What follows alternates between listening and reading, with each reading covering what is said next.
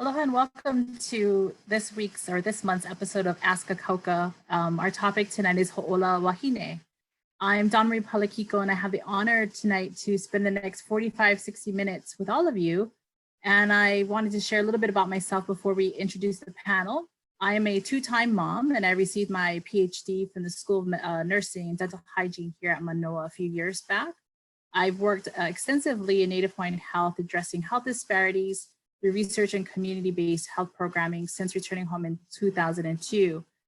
This topic is near and dear to me about women's health and the work that OBGYNs do, because I've been honored to have an awesome team over the past 5 years as I journeyed to become a mom. My personal story includes a pregnancy loss with my first son. My firstborn was passed away at 21 weeks gestation. I did deliver him at Kapiolani, so I had the positive experience of what that was like there. My secondborn, who's 6 months as of yesterday, he was born at Queen's Hospital. So I had the experience of giving birth at two very different hospitals, but by exceptional healthcare providers. And I'm so honored to be moderating tonight's panel with our panelists. So this segment is in partnership with the Native Hawaiian and Pacific Islander Hawaii COVID-19 Response, Recovery, and Resilience Team, along with Ahahui o Ask-A-Kauka, which is a Native Hawaiian health physicians group. The purpose of this series is really to just have a conversation with our panelists and our participants who are online. And tonight's really going to focus more around the issues around women's health and within the context of what's going on in today's time with COVID-19. So before I begin introducing our panelists, just a few housekeeping things. All of our participants will be on mute. The webinar is being recorded and being live streamed via Facebook. And if you have any questions for the panelists at any time, please use the Q&A feature and we'll be able to bring that into our conversation tonight. So as I mentioned, we're hosting a panel of obstetrics and gynecologists. So OBGYNs, and I have with me tonight Drs. Soon, Texeira, Perry, and Villarin, as well as we want to extend a thank you to Kelsey Chan, who was a key part of bringing this together. We're hoping that Dr. Perry will join us. She is in the process of doing a delivery. So as with any of our providers tonight, they may be called away at short notice to take care of their patients. So let me go ahead and introduce the panel tonight. So we have with us Dr. Reni Soon. She grew up here on Oahu, attended Kamehameha School's Kapalama. She earned her bachelor's degree from Stanford University in 1995 and completed her medical schooling as well as her residency in obstetrics and gynecology from the University of Hawaii John A. Burns School of Medicine. She is currently the co-director of the University of Hawaii's Fellowship in Complex Family Planning, and her research interest focuses on improvement of reproductive health among Native Hawaiians. She's also an active advocate and is currently the chair of the Hawaii section of American College of Obstetricians and Gynecologists. Reni is the proud mom of two sons. That's her joy, her pride and joy. We also have Dr. Ronnie Texeira. She was born in Kula, Maui, and later moved to Maunawili, Oahu, where she attended the Kamehameha School's Kapalama campus. After earning her bachelor's degree from Hawaii Pacific University, she went on to complete her medical schooling and her residency in obstetrics and gynecology from the University of Hawaii John A. Burns School of Medicine as well. All of our physicians tonight are board certified as obstetricians and gynecologists. Dr. Texeira is currently the Chief Obstetrics and Gynecology at Straub Medical Center. Her interests include minimally invasive surgery, contraceptive management, maternity care, and female adolescent health. Her practice is on the windward side of Oahu, where she also currently resides. She is a proud mother of 3 and enjoys dancing hula, exercising, and going to the beach with her children. Dr. Perry will join us when she is able to, but I'll go ahead and introduce her. Dr. Lehua Perry was born and raised here on the island of Oahu as well. She spent her early childhood in Kahalu'u and graduated from Kamehameha schools. She then went on to finish her studies at the University of Manoa with a degree in medical sociology and minor in biology and Hawaiian language. She continued on to the university, or actually the Columbia University in the city of New York, where she received a master's of science in human nutrition. She then returned home and was fortunate enough to be successfully complete the post-baccalaureate program called Imi Ho'ola at John A. Burns School of Medicine, and eventually matriculated into their medical school and also did her residency there. Since 2016, she ventured into private practice and includes in her interests includes really Hawaiian health and improving the health and well-being of women in Hawaii. Her hobbies, when there's time, of course, is crafting, lei making, baking, and chasing after her very Kolohe son of 4 years old. We also have Dr. Mark Villarin, who was born and raised on the island of Hawaii. He received his Bachelor's of Arts from UH Hilo in biology, went on to get his medical degree from Loma Linda University School of Medicine in Loma Linda, California. He completed his obstetrics gynecology residency here at the University of Hawaii at Manoa, John A. Burns School of Medicine, and he's also board certified.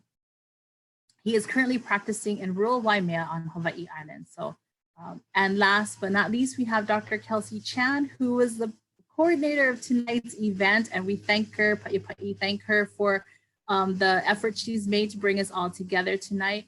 She too was born here on Oahu, graduated from Kamehameha Schools Kapalama campus, earned her degree, her undergraduate degree in Harvard, where she studied human evolutionary biology and East Asian studies. She took, I want to say, an extended gap years before starting her medical program at Oregon Health Sciences University. She is currently in her second year of OBGYN residency at John A. Burns School of Medicine. She is also a recipient of the Native Hawaiian Health Scholarship Program, which I am part of, and a former recipient as well. In her free time, she loves to surf. She is a certified yoga instructor and loves to travel. So she hopes to one day blend yoga into her medical practice. So welcome to all of you. So again, we'll be spending about another 40 minutes or so tonight. And I really just want to be able to have a conversation around women's health and the impacts of COVID. So to get us started, what are some of your thoughts around, COVID is an emerging situation, right? So on a daily basis, it's changing. So how are you folks adapting to this ever-changing environment in medicine? So who would like to begin? Go ahead and unmute yourself. Well, now we do meetings with our children, so that's one. I think, we've learned a lot over the past few months. When it first started, there was a lot of uncertainty, especially in your private practice at the hospital. I think now we're a lot more comfortable. We have a better idea of exactly what we need to do to protect ourselves, to protect our patients. Our clinics, we protect our daughters. Our clinics, we just learn to kind of adapt. We do a lot of telemedicine. We still encourage, and our sons, we encourage all of our patients to come to their appointments. I mean, you shouldn't be scared to come to the doctor's office or the hospital. It's very safe. We have a lot of good procedures. We still allow family members to come in, limited, albeit, but, I've done deliveries with Skype, Zoom, so it's just adapting. But I think overall, we're learning, almost weekly, and things are changing weekly. I mean, even Dr. Villarin and Dr. Soon have a little bit more insight because they're in the hospital every single day. But in the clinic, temperature checks, we call the patients the day before, ask them, our COVID questions. But by no means are we discouraging people to, not come to the clinic. I would agree definitely with Dr. Texeira that there was so much unknown and uncertainty in the beginning.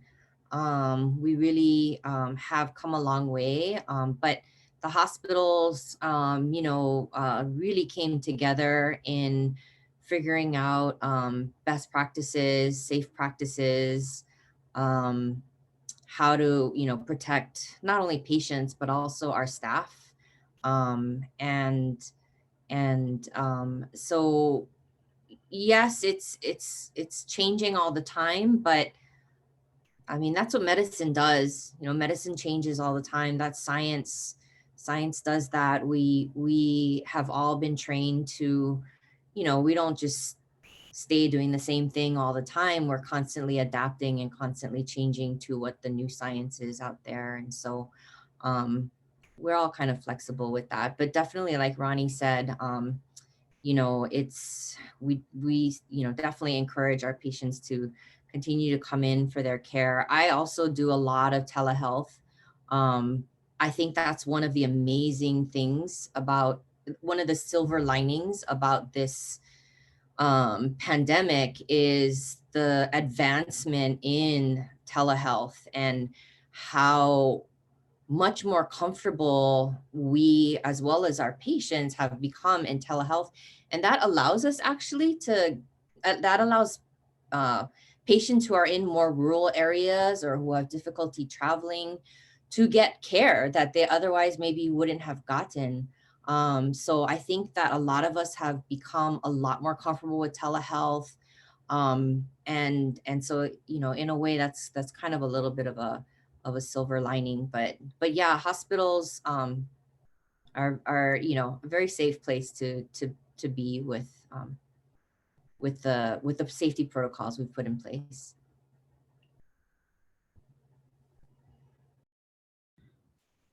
Just to echo what my colleagues have mentioned thus far. So on the Big Island, when I was there at the beginning of the pandemic, when we were only allowing one partner coming in, at that point, the CDC actually didn't recommend using masks. That was a point where like, oh, it doesn't really help with anything. And then they came out with a statement a few weeks later saying that, oh no, I think everyone, including patients, should be using masks. So wearing a mask, we do encourage our patients to use it when they come into our clinics as well as into the hospital on labor and delivery. But I think it's important to know that we're never gonna force people to wear a mask. So we encourage it, but we have a non-judgmental demeanor when people are pushing in labor. I can't imagine like pushing, and you're, in the second stage of labor, pushing a baby out wearing a mask. We encourage it, but I can't even go running while wearing a mask. So I don't know how people can do it while pushing. But at the same time, when people are pushing, we are, as providers, are protecting ourselves by using N95 masks. We use face shields, we use protective gowns. So we don't force people, we encourage people, and the mask shouldn't discourage you to not come into the hospital or the clinic for that matter.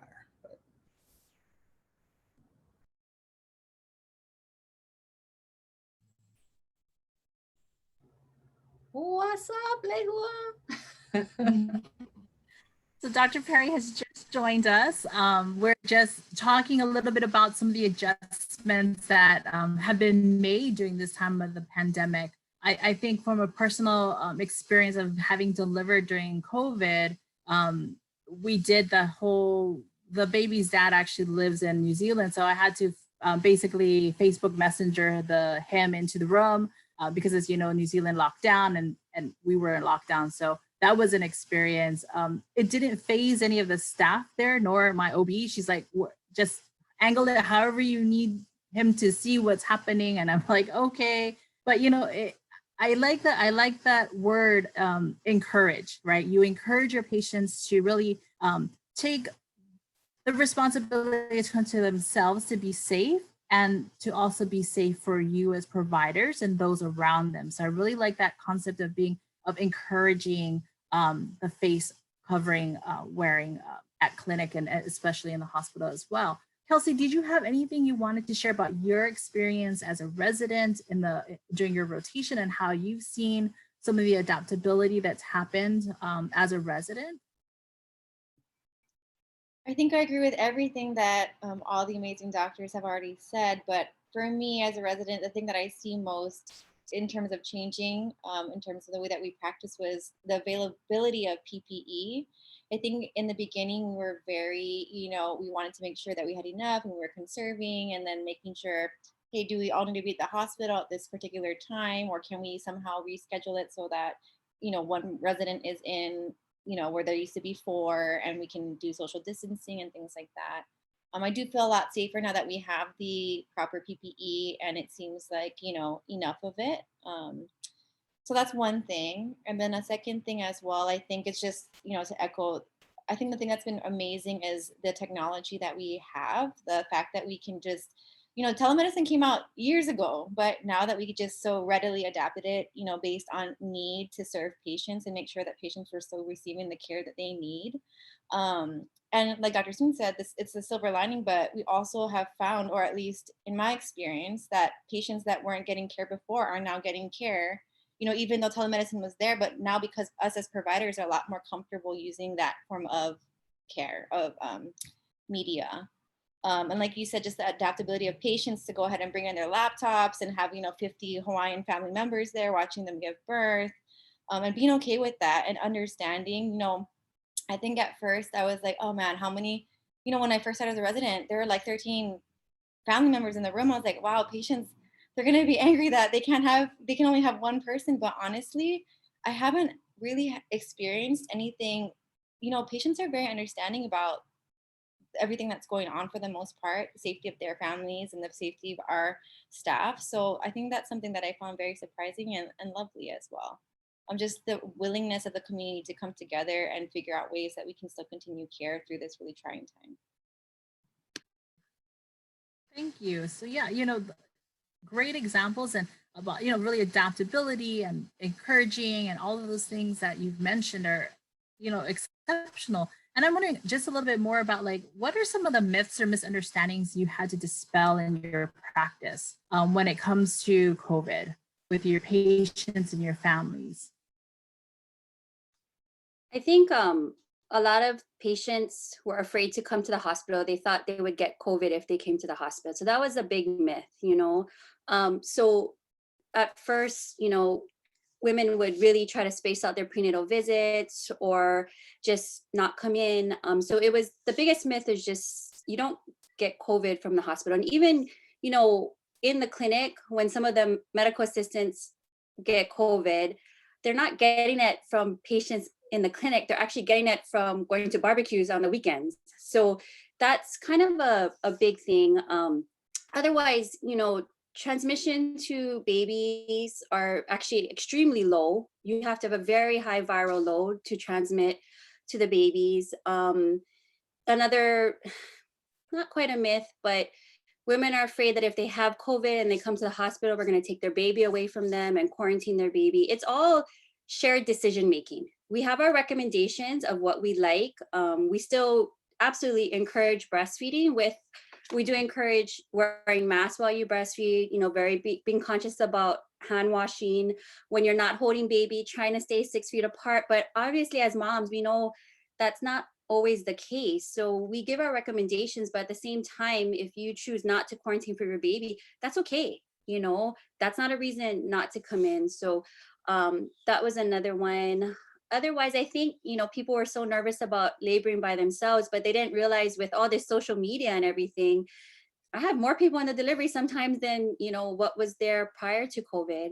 And it's been nice because the dads are a lot more involved in the delivery than I had before. So a lot of times I noticed they're kind of pushed to the side. And even one dad was like, oh, I was kind of glad her mom wasn't here because now I get to actually be a part of it. He's like, because I was kind of scared of her mom. So the dads are having a good experience too.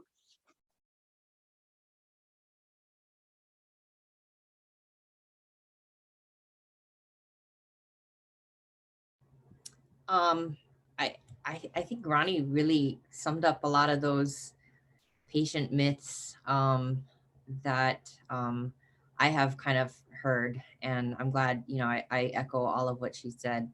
I was kind of thinking about, when I think about myths, I think about my own family. I mean, I think I had to deal with well, I don't know if it's misconceptions, but it's more insight. My parents are very active and spry, but they are in their 70s, and I had to remind them that they're in a high risk group, right?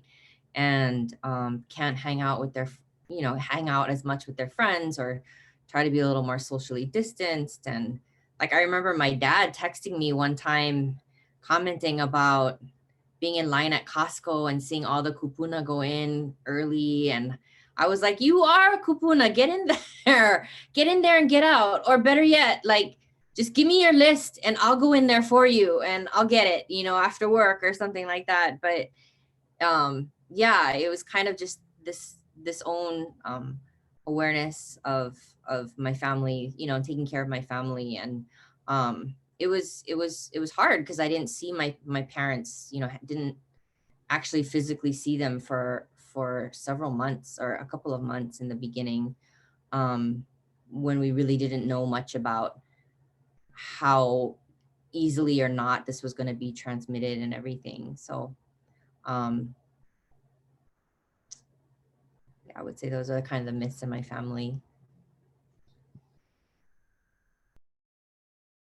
So I think, well, one thing that I found pretty striking, especially on Waimea, on the Big Island, was that when we recommend people to like self-isolate if they were COVID positive or if they had symptoms of COVID. I'm going to share a story of a patient from Honolulu. It was her second pregnancy, uncomplicated, she's healthy. She made it to full term, but she just traveled. And this is before the travel restrictions were in place. But when she came back from Oahu, she had symptoms very concerning for COVID. But at that time on the Big Island, we didn't have the rapid COVID test. So she self-quarantined at home and then, isolated from her family. And she was isolating from people that were even in her own household. So she went into labor. She didn't have any significant like respiratory issues, but when I admitted her, I went in, full PPE. I did a physical exam, and a physical exam is basically where, listening to the heart and the lungs, we're checking on the baby to see how big the baby is. And when I was doing my exam, she actually looked at me and she almost started like tearing up. And she told me like, this is like the closest that someone has gotten to me in the last week, because she was isolating. So the striking thing was that for her, like that closeness, like even though I was in full PPE, just being by her side was meaningful and powerful for her. And I think the myth is that if you come to the hospital that we're gonna isolate you and put you in like a room. But in fact, I think we're not going to distance ourselves as providers. We're actually going to probably spend more time with you, knowing that you're sick, and that we're going to get you through it. So it's an example. But.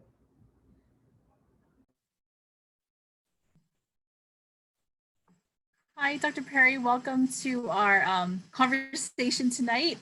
So we're talking a little bit about myths and misunderstandings now. Would you have anything you want to share about that? Yeah. Hi, sorry I'm late. I apologize.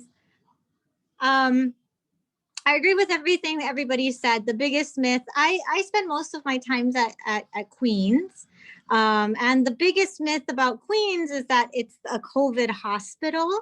And so, yes, there is COVID there, but it's mostly on the lower floors. We don't have a whole lot on our labor and delivery unit, thank goodness.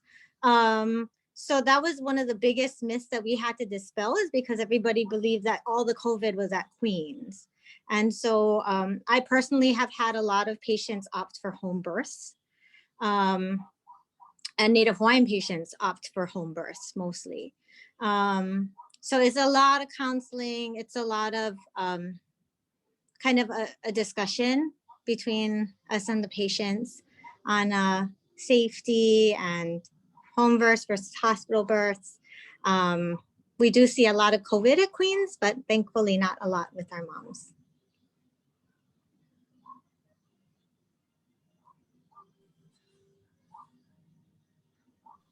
Kelsey, what about your experience with respect to what you've experienced as a resident with regarding the misunderstandings or myths you've had to deal with?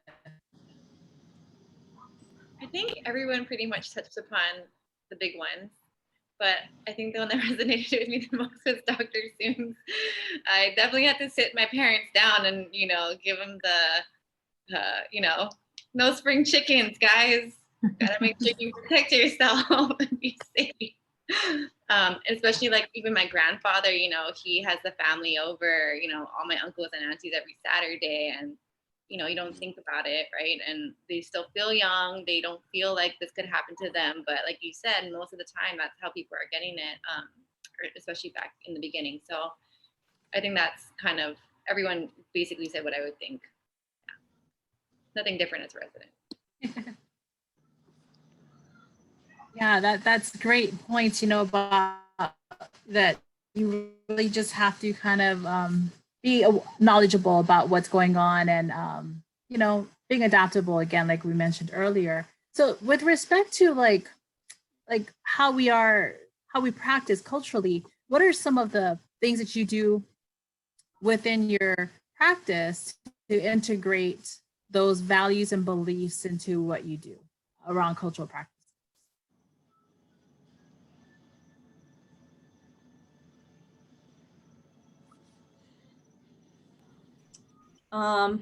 I think for me personally, the biggest value that I attribute to my upbringing as a Kanaka Maoli is my ohana, and how important my ohana is to me. I think it's easy as in any healthcare field, but especially as an OBGYN, it's easy to end up spending a lot of hours working. I mean, we're talking about like, I could run out at any time, to go do a delivery and everything.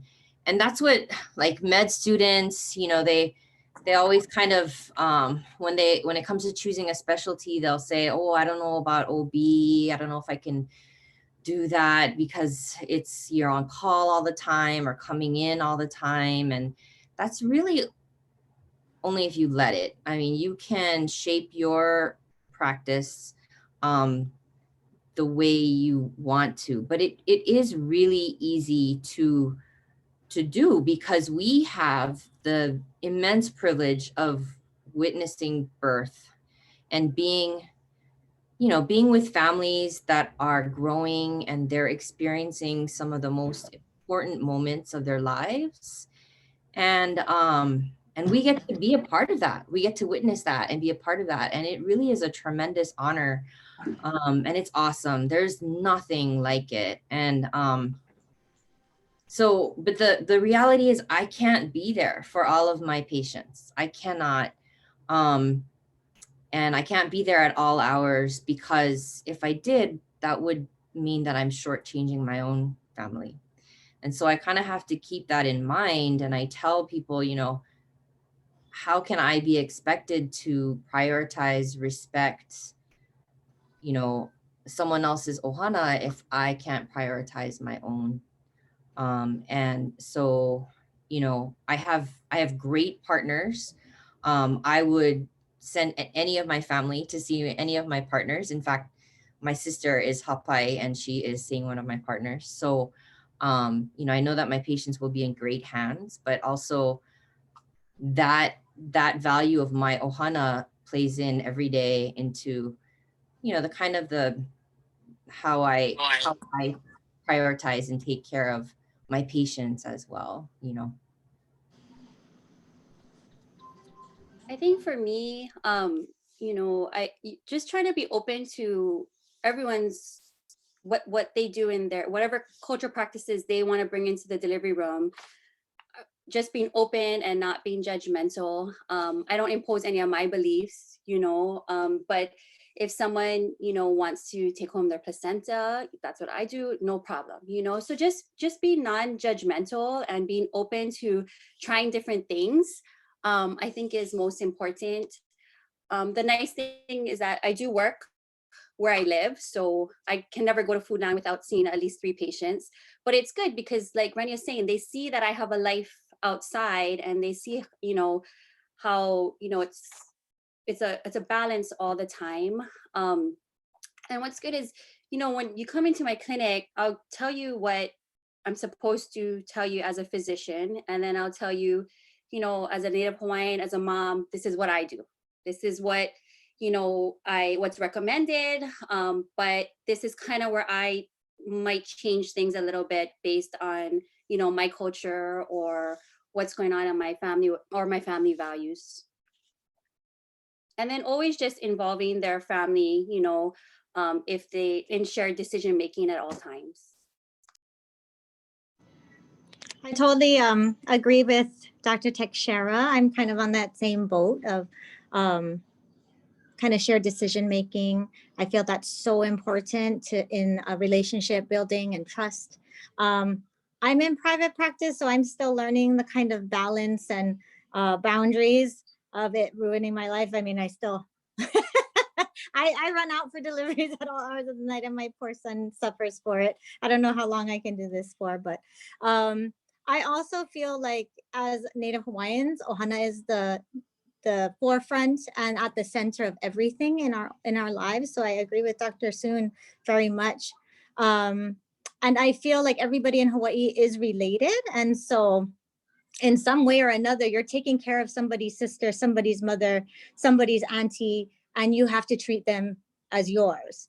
And I think that's what I try to bring to my relationship with my patients. And I don't know if you guys ever heard of the saying, I stand as one, but I come as 10,000.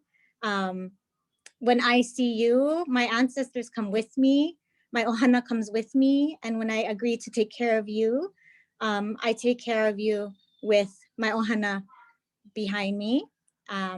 And so you become part of my family as well. And so I think that's a really, really important thing, to have that relationship with your patient, that they trust you and you trust them. And in the end, we're all ohana. So.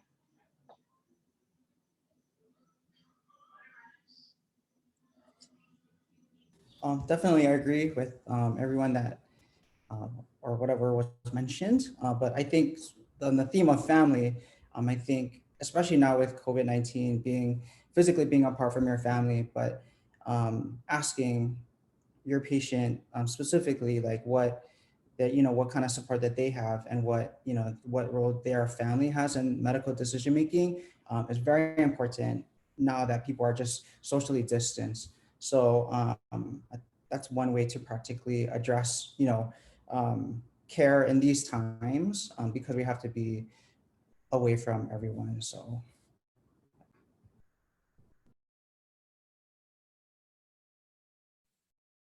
Kelsey, as an up and coming OBGYN, what are some of your thoughts around how you incorporate your values into your practice?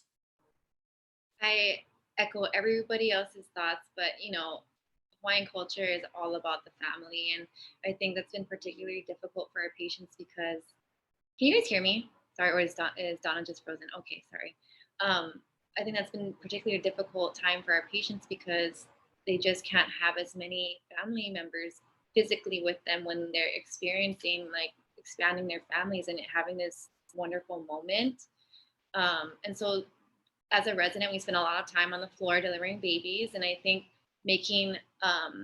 doing things for the patients in labor to help with family members being able to optimally be there for their patient. So, there was a time where we were trying to, if like the partner and the patient wanted their partner and the mom to be there, but they were in the middle and couldn't decide, and they had to have like a C-section, we could let them rotate out, and just have that discussion, make sure it's okay with the nurse managers, make sure it's okay with the anesthesiologist, especially if they went back for like a C-section or something like that was a little bit more unexpected or traumatic to them. The partner could come in for the delivery of the baby, and then he went with the baby, and then the mom could come in and be with the patient.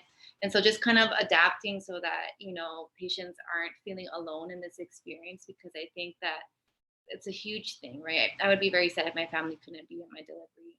So I think that those are the things as residents, just little things along their journeys that we can help with in terms of support from their family members.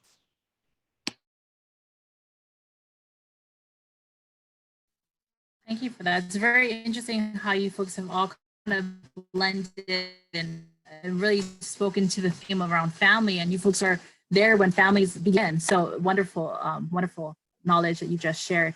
Dr. Villarin, I have a question specifically, well, not specifically for you, it can be answered by the panelists, but because you are really in a rural setting, how does practicing in rural Waimea differ than practicing here in Honolulu? I think the biggest difference is the lack of resources.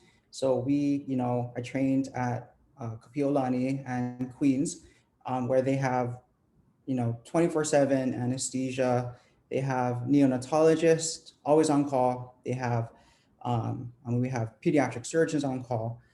So the difference, especially in this pandemic, there was a lot of question about whether or not to travel to Honolulu to deliver at a higher level of care center like Kapiolani or Queens or Kaiser.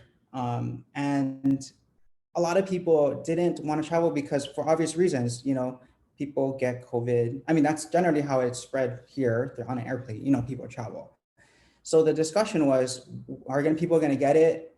Is the risk high enough where they would get it inter-island versus the risk for the baby if the baby needed higher level of care? So the last few months have been particularly difficult trying to meet patients halfway because we don't have the resources there. But as long as they made an informed decision, if they decided to deliver at North Hawaii, where I practiced, that I would provide the best care that I could, but at the same time supporting their decision and having an action plan. Like if we were to deliver, if there was a complication, this is what we would do. But I felt appropriately trained because I trained here at the University of Hawaii. I felt comfortable with their decision and I supported their decision. But I think that's the biggest thing. We just lack resources. It's Big Island. There's no specialists out there.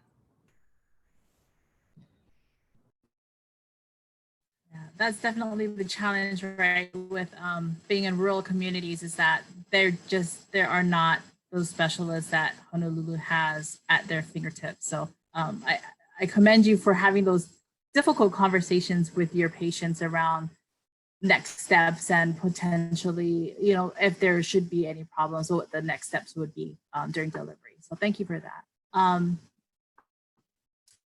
Dr. Soon, I have a question for you regarding,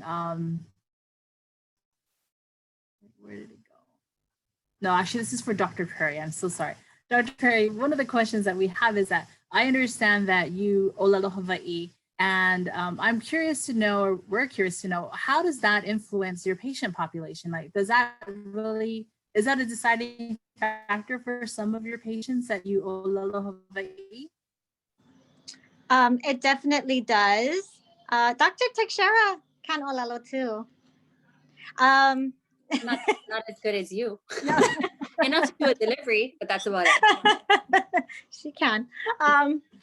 Yeah, it does. I when I get new patients, I often ask them, what brought you in? Is this your first time? Why did you choose here? I do have a lot of patients who do olelo Hawaii, that it's very important to them, that they have a provider. And I think everybody just wants to be understood in a way that they feel comfortable and that they can communicate and won't feel like how Dr. Texeira said, any kind of judgment. And I feel like that's the driving force in trying to find somebody who understands culturally where they're coming from. And then they can also communicate with.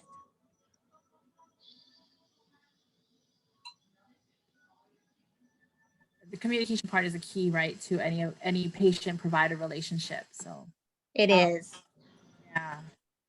So I know, Dr. Soon, you do some advocacy work. Can you share with us a little bit about the work you're doing around OBGYN?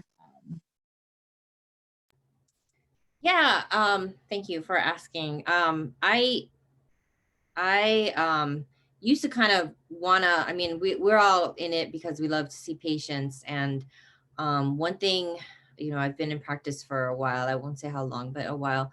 And I quickly kind of came to see how the policies that are made by people in the legislature and in the White House, by non-physicians, you know, a lot of the time, or non-clinicians, how these policies, they end up affecting what I can or can't do for my patients. And, you know, we're talking about communication and shared decision making, and that really should be these things with health and healthcare, especially with reproductive care. They should really be made by the family with, you know, consultation with their physician, not someone they don't even know in the state legislature or in the White House. And so, you know, where my advocacy focuses around is supporting families. I support families. I want families, especially Kanaka families, to thrive. And that means different things to different people, to different families. One family's definition of that will be different from another one. And I am in no position to determine that, neither is anyone else. So, you know, I support families, whether or not they want to have children, when they want to have those children, how to have the healthiest pregnancies they can. And then how do I support their ability to raise those families in safe and healthy communities. And, you know, I really think that if a woman has to decide to terminate her pregnancy because she has to work 2 jobs just to put food on the table for the kids that she already has, if she has to make that choice based on that, that's not really a choice. That wasn't really her choice. So in my job, I help support her in however she wants to carry out, you know, whatever choices she makes at that point. But my advocacy really focuses further upstream in how we can improve her situation so that that decision wasn't already made for her, you know. And that's reproductive justice. It's affordable housing, it's how to make a living wage, it's wage equality, it's paid family leave, it's all of those things, in addition to, you know, a woman's right to choose what she wants to do with her pregnancy, and when she wants to be pregnant. And so really focusing on supporting families so that they have those resources to truly make decisions about if and when they want to have children. That's what my advocacy really focuses around. That's reproductive justice. So I'm down at this, you know, I'm not in practice every day. I'm down at the state legislature. Ronnie too. We're down at the state legislature. We meet with other community organizations, trying to really figure out how to support families overall. Very, very inspirational, you know, the work you folks are doing as providers, as leaders, you know, leading the way for tomorrow's generation, really. And so, you know, one of the questions I have for you, Dr. Texeira, is what kind of advice would you give to the young women today around reproductive health and making healthy choices for themselves?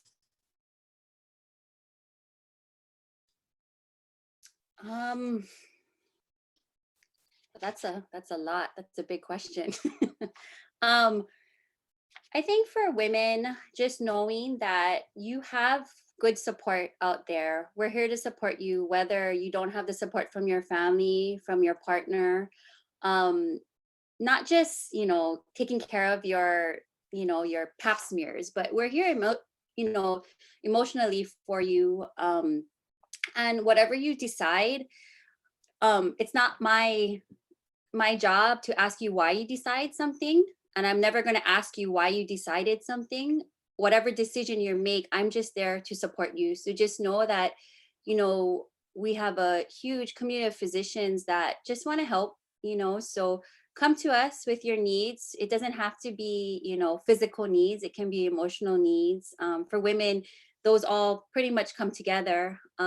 So short of that, I mean, I don't know. I was thinking about that question. It was a pretty hard one. Do you guys, anybody else have anything to add? On the same thread, but not really as far as the question goes. But I just wanted to bring up a quick point that even in the realm of medicine, that it's hard for Native Hawaiians to find good role models, and especially role models who are doctors. And Dr. Soon and Dr. Texeira have provided just both excellent care and role models and people that we want to model ourselves after. And they spend so much time of their time for advocacy, for helping all women, especially Native Hawaiian women. So in that kind of same thread, having great role models, not only in medicine, but just in general, these two ladies have provided just an awesome kind of role models for us to look up to. And I feel like I don't get as much chance to, do as much advocacy as I would like, but I just appreciate both of their work and all their hard work that they put into advocacy and reproductive justice. Kelsey, what are some things that you look up to?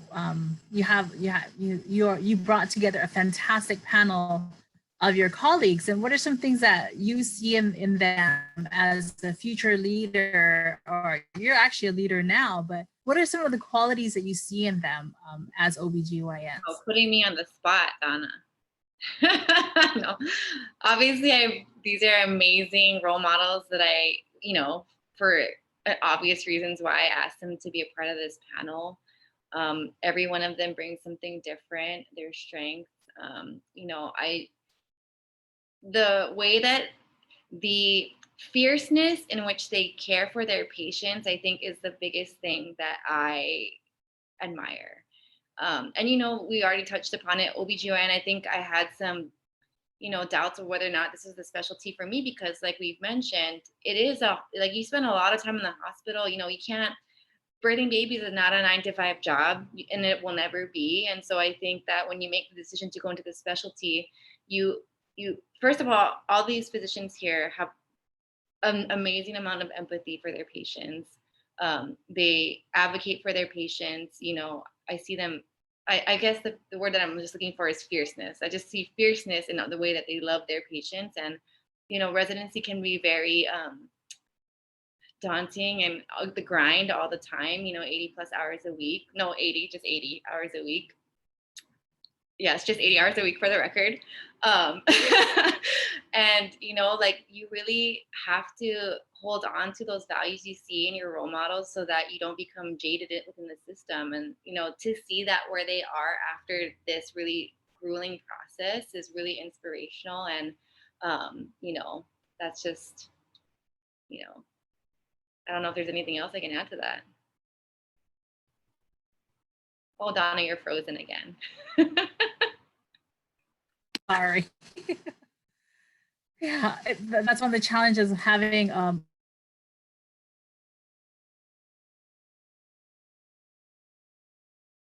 doctor program online, and she's just but I know we only have a few more minutes, but I wanted to ask from the panel, what are some of your takeaways that you want to share with those who are watching us tonight? What are some takeaways? What are some things you want them to go away with? Some of the things I heard early on was families, that you're part of the beginning of people's families, that really encouraging a behavior versus forcing a behavior. So those are some of the things. What are some other takeaways? I think one of the biggest takeaways from me from everything that's been going on with COVID-19 is really the importance of taking care of one another. This is our community. Our kuleana is to each other and to taking care of each other. Our community is only as strong as its most vulnerable members. And I think COVID has really, really shown that. And so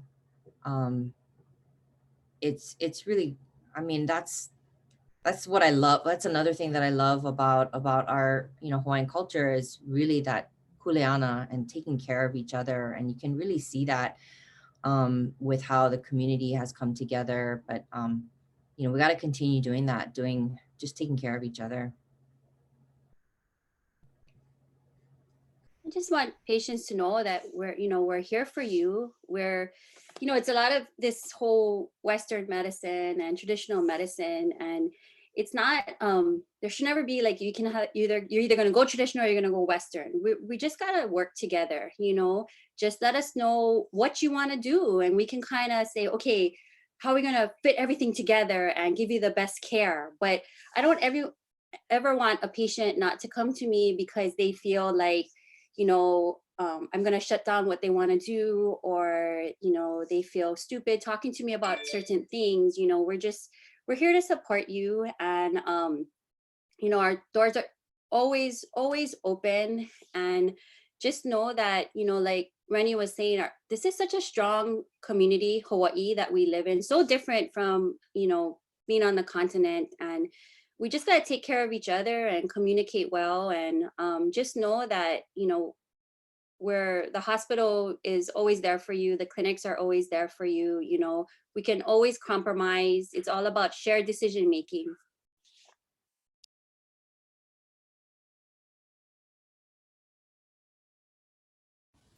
My take home point, just something quick, I guess, on top of that is that, growing up in Hawaii, the culture here, it's, people are very resilient. And I think the fact that we are stepping in, to help each other reflects that. And so knowing that we're going to get through this pandemic together, working with colleagues, working with patients working with their families, knowing that we're one big community, and that sets us apart from, again, cultures that are on the continent. But I think for me, it's just an echo of everybody else, that we all do what we do because we have so much aloha for everybody, and everybody we take care of, our community, our own families. So it all comes down to just having aloha for one another and having a respectful conversation and a good relationship. And yeah, like Ronnie said, we want to make sure that everybody has a great experience, a safe experience, and no matter what their decision is for anything that they may be going through, we're here. And the bottom line is that we all have aloha for each other.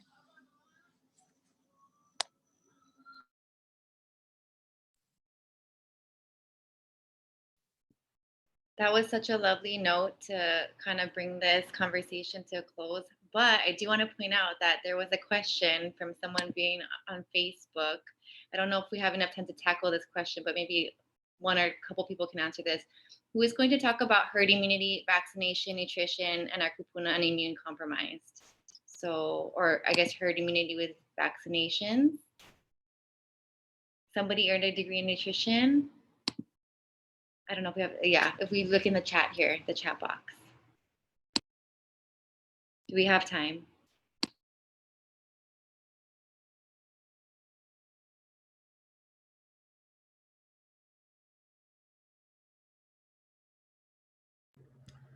Well, I mean, I'm not an immunologist, but herd immunity does generally, I think, require that a certain percentage, and it's a pretty high certain percentage, 85 or 90% of the population receives a vaccination or is immune, because there are certain immunocompromised people, or they have medical conditions where they can't get a vaccine. And so, the question, I guess, I mean, herd immunity has kind of been thrown around a lot lately because of what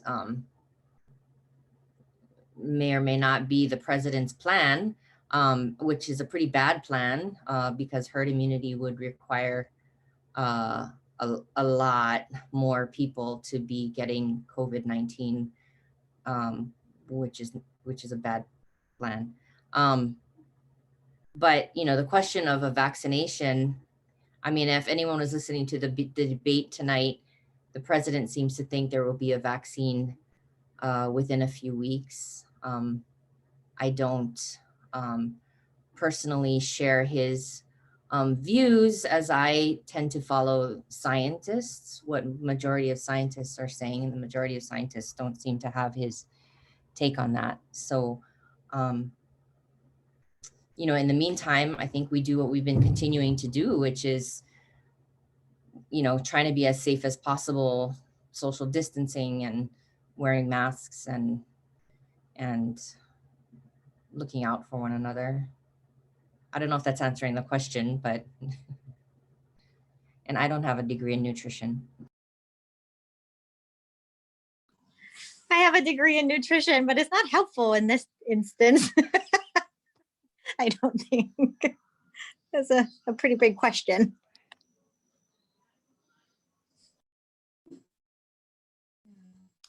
Yeah, so that's kind of hard with the vaccine because there's so much unknown. But I did have some, you know, maybe some COVID updates and pregnancies that might be interesting for people. What we've seen so far, just so, you know, we are seeing a lot of pregnant women with COVID. Most of them are asymptomatic, just like the general population. So we're seeing very similar trends to the general population with our pregnant patients. Just like when pregnant women get chickenpox or they get the flu, they do seem to do a little bit worse than the general population. So you see about 5 times more hospitalization, more ICU admissions, and need for being on a ventilator. Now, in the hospitals, we have the capacity to test people rapidly. So everybody gets a COVID test when they come in, but there's certain patients that we got to know very quickly, you know, if we need to put them in certain rooms, especially they're in labor. So we have that capacity at the hospital. I think we can do like 20 or 30 tests per week, I think, Reni, something like that. But we've had to use that, and it's worked actually really well.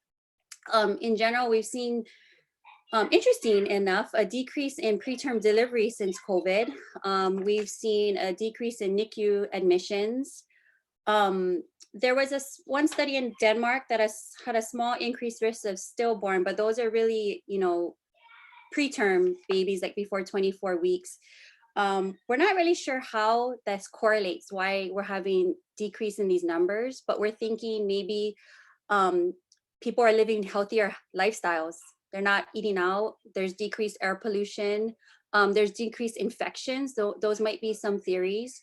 On the flip side, for the stillborn, we're thinking maybe women are too scared to come into the hospital. So a baby that we might have been able to do an emergency C-section maybe came too late. So maybe that's why we're seeing, of course, these are all, you know, kind of what we're trying to come up with different theories. But they've also seen the decrease in preterm delivery in Europe as well. So on the flip side, a little bit increase in depression and anxiety, as well as the rest of the population. So what's been really good is I think we're actually able to reach more people with telehealth for behavioral health than we ever had, because, you know, you have a mom who has 5 kids at home, has postpartum depression. There's no way she's going to drive to Kapi'olani for a visit for her postpartum depression. She's just going to tough it out at home. So the telehealth has been really helpful. So I know it really had nothing to do with the immunity, but, you know, I thought maybe you guys might be interested in some COVID specific things in pregnancy. Other things, all treatments that we can do for people who aren't pregnant, we can do. So all the antivirals, the steroids, we have very good algorithms depending if a woman also needs additional steroids because her baby might be preterm. The aerosolizing, we consider labor like an aerosolizing event. So you might notice that when you come into the hospital while you're just laboring, we might just be wearing masks, but when you actually deliver, like Dr. Villarin was saying, we kind of put a little bit more protection on ourselves. But otherwise, I think that's the latest we had. We just had a meeting about this about 2 weeks ago. They did a presentation. So I hope that was a little helpful.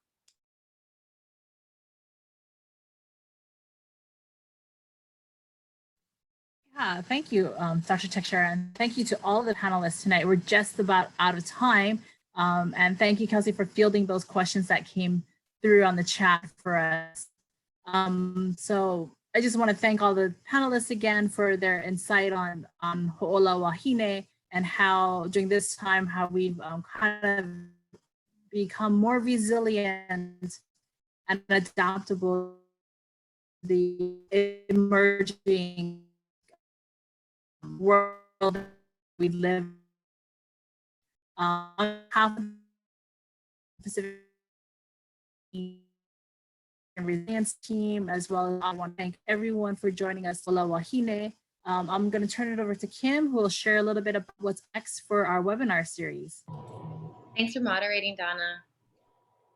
Absolutely. Thank you for moderating, Donna, and to all the fine doctors on the panel for your really smart, really insightful questions. And clearly you really care about your patients and your families, and we're grateful for that. On behalf of Papa Ola Lokahi and the Native Hawaiian and Pacific Islander Hawaii COVID Response, Resiliency, and Recovery team, we're really grateful. This has been live streamed across 3 pages, Ask-A-Kauka, Papa Ola Lokahi, and the NHPI3R team. So we know that we're building an audience through multiple platforms. For Papa Ola Lokahi, tomorrow morning, the Native Hawaiian Health Scholarship Program is presenting institutional bias and institutional racism and biases with Dr. Andrea Hermosura. From 10:30 to 12. That's a great presentation that the scholarship brings every 2 weeks on Fridays. Tomorrow evening, we'll be featuring another female Kauka, Dr. Leah Dowsett, and partners with Dr. Keolu Fox, and they're going to do the second part of a Hawaiian genomics series. Tomorrow night is ancient genomics. So that's some of the things that we have coming up. Mahalo to all of you for joining us this evening. Mahalo to the viewers, both on Zoom and across all the other platforms. We're grateful. Have a great weekend, and aloha nui kako. Aloha.